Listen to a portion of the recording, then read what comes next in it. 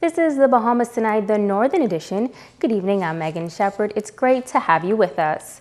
The Democratic National Alliance, the DNA, says it has a strategy in place for the 2017 elections. The hierarchy of the party was on ground Bahama this weekend to roll out its plans. Shashina Roll has the story. We are the force to be reckoned with. And we're going to deal some blows to some fellas. You need to be looking out, because we dead serious this time.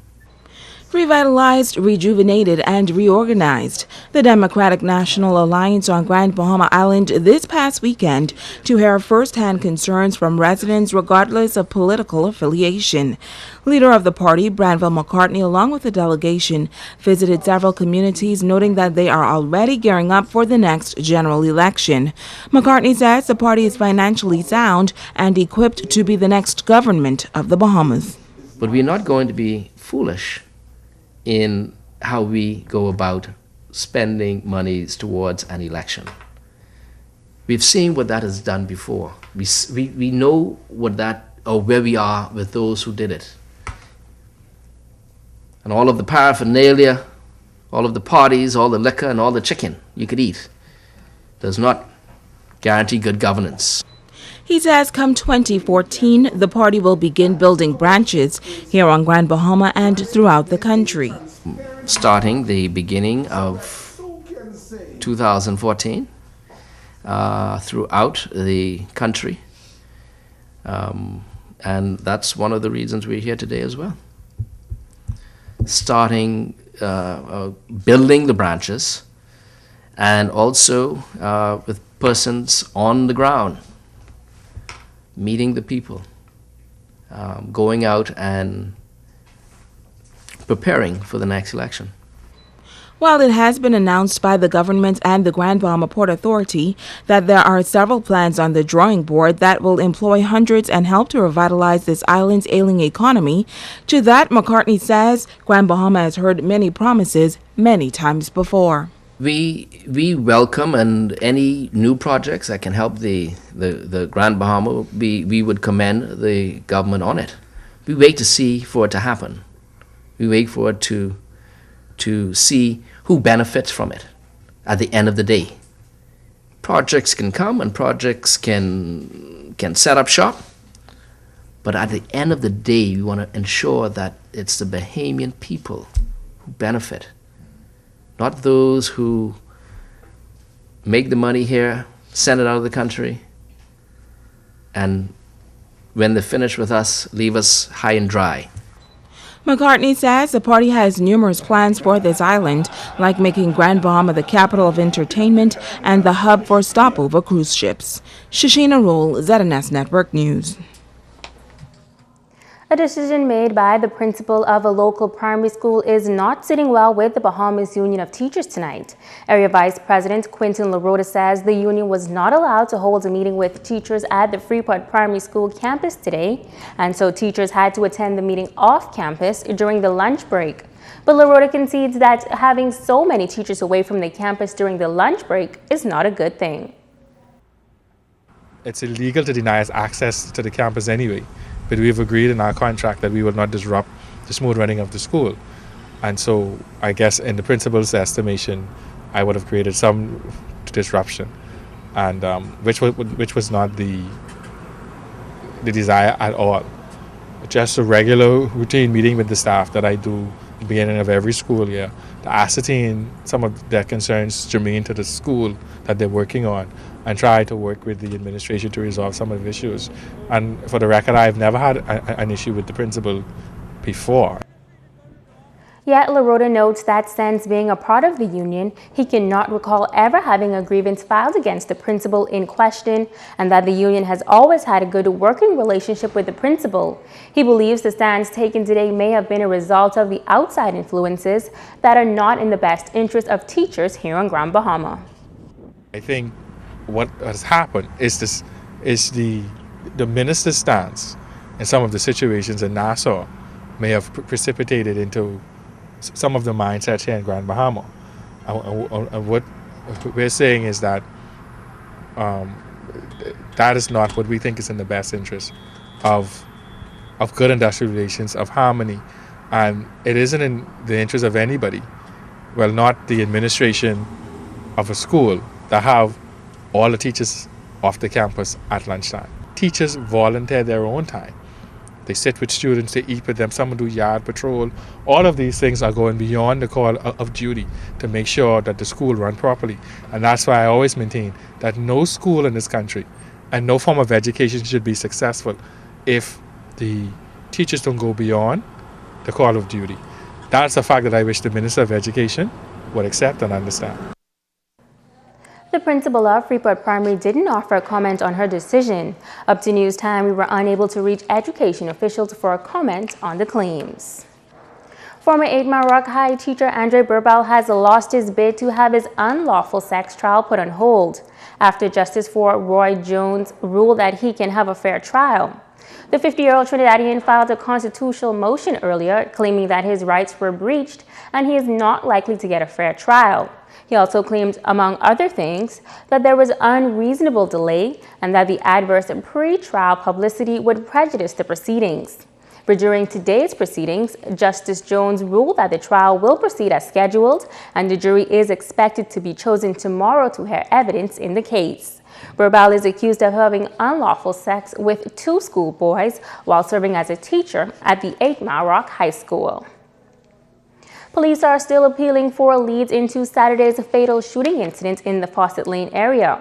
Police say officers responded to reports of gunshots in the area and found a young man lying on the ground with multiple gunshot wounds about the body.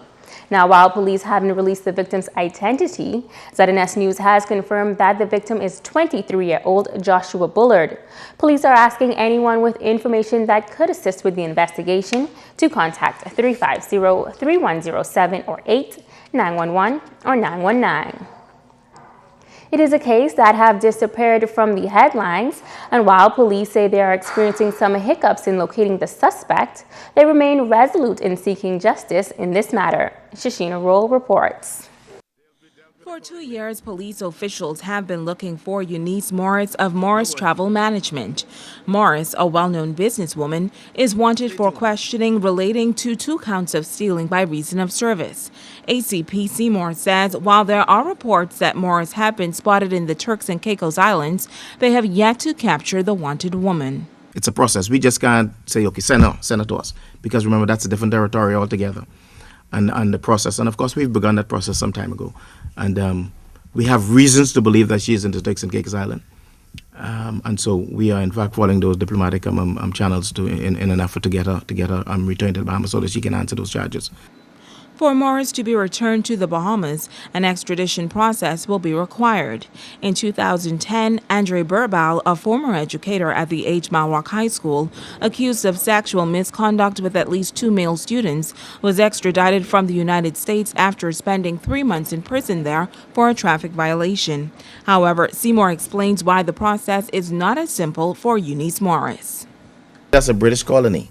I guess through our Interpol connection with New York and them, of course, we were able to get him quickly extradited here. We need to respect the sanctity of the respective country, and of course, they have their way of doing things, and of course, we have our way.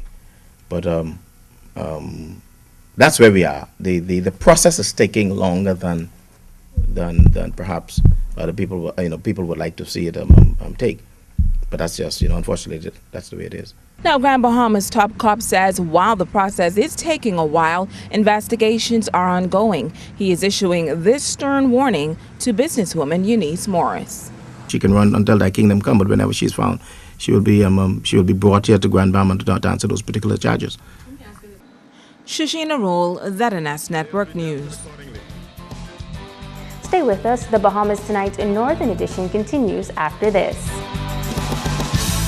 Bringing news that matters to you. You're watching the Bahamas Tonight Northern Edition. The 41st edition of the Conch Cracking Festival held over the holiday weekend in the McLeanstown settlement. This year, the cultural show was extended to include a number of fun activities, including kayaking and bird watching. Residents and visitors made the trip to the east to take in the fun. Member of Parliament Peter Turnquest says East End's premier cultural event holds tremendous potential and he would like to see it taken to a whole new dimension.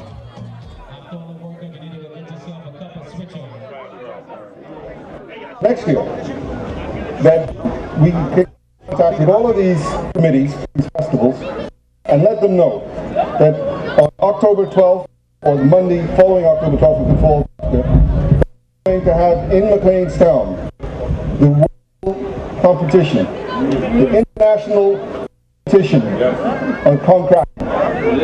To come, invite them to bring their supporters, and let's bring it into something that is going to be internationally recognized.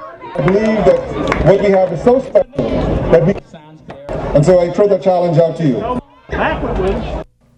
Minister for Grand Bahama, the Honorable Dr. Michael Darville, declared the Conch Cracking Festival officially opened.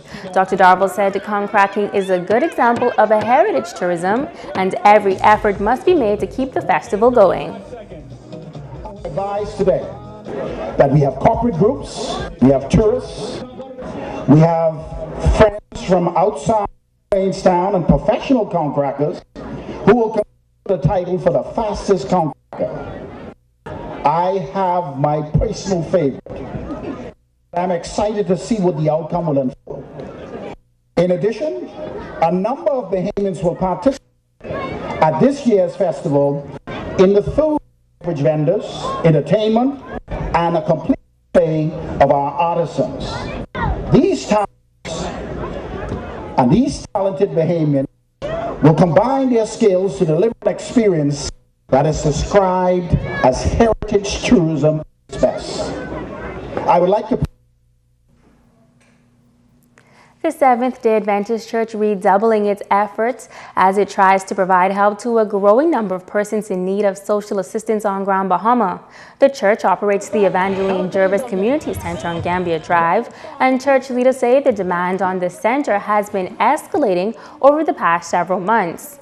Now, this past Saturday, the center held a family fun day to raise funds and drum up community support for the work of the center. Pastor Henry Munker says they are proud to be able to offer a shoulder to lean on in a time of need. Needs in Grand Bahama just aren't within the community of our church, but they are throughout Grand Bahama. And so what happens is you have persons who come from East End, from West End, from all throughout Grand Bahama, and we don't turn anybody away. So whoever comes, whether they're from this community, whether they are Seventh-day Adventists or they're not a Seventh-day Adventist, because it's not based on religion, it's not based on race, it's not based on gender. Whoever is in need, we service them wherever they come from throughout this island, whatever religious background they have. The center is opened Monday through Friday, 10 a.m. to 4 p.m., and accepts donations of food and clothing, as well as financial assistance. Pastor Ronca says the center is making an impact in the community and must be allowed to continue. Every month there is a report that is taken in by the Community Service Center in terms of who was assisted, in terms of the number of goods that came in, the number of goods that went out. So there's a monthly report in regards to that. The Community Service Center is a non-profit organization, and so it's not designed to be set up by particularly the church, but it's a non-profit, so that because it's a non-profit, we have to make sure that we report to individuals what has come in, what has gone out, and so they're able to know what's happening with what they give, and they're able to see where it's going and who it is assisting. As health officials continue the focus on breast cancer awareness this month, we bring you the story of a woman who has survived another form of the disease and is now helping others to get through their difficult times. Sabrina Brown reports. It is said to be the most common type of blood cancer in the United States, lymphoma. 18 years ago, Yvonne Heald was diagnosed with this disease, and in 2008, she had a relapse.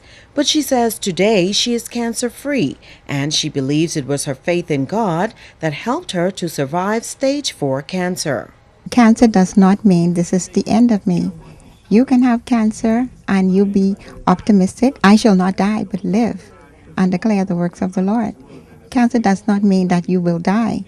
Fear sometimes come over us. I went through a period of fear, but then there came a time when I had to remember that God didn't give me the spirit of fear, but one of love, power, and of a sound mind, and I had to exercise God's promises for my life. Just knowing you have any form of the dreaded disease can take a toll on your mind.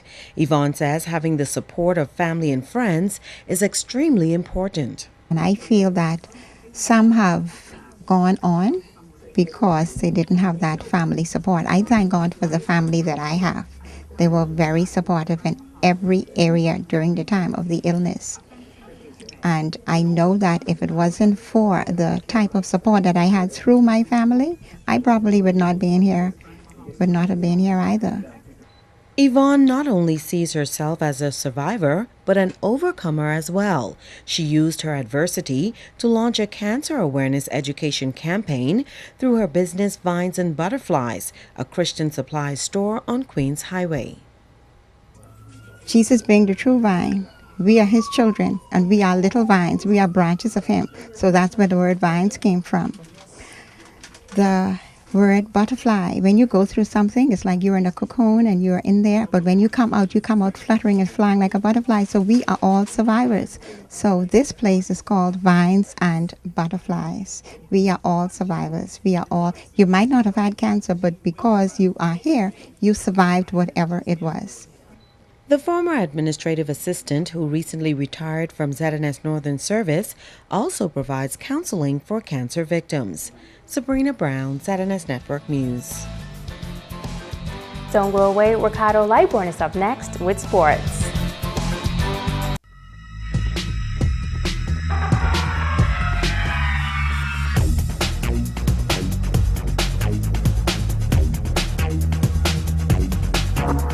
Everybody, it's sports time. I'm Ricardo Lightborn. Tonight we give this one to the folks in North Luther for a great regatta, and Eliezer's talking smack, folks. The St. Valentine's Day Massacre is around the corner. Well, the Grand Lucayan hosted the Indianapolis Colts executive and sponsors for 3 days. The Colts lost to the San Diego Chargers, but Grand Bahama won big time. Indianapolis Colts executive sponsors in the lobby, the Manor House of the Grand Lucayan, and ready for some football.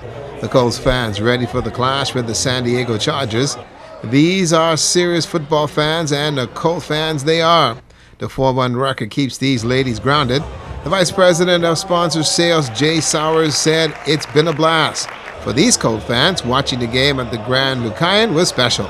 We do a trip every year, and the last couple we've lost, so I'm thinking that the Bahamas are going to turn things around. We're really excited about it. We could have gone to San Diego for the game, but I decided the Bahamas was better. It's always better in the Bahamas.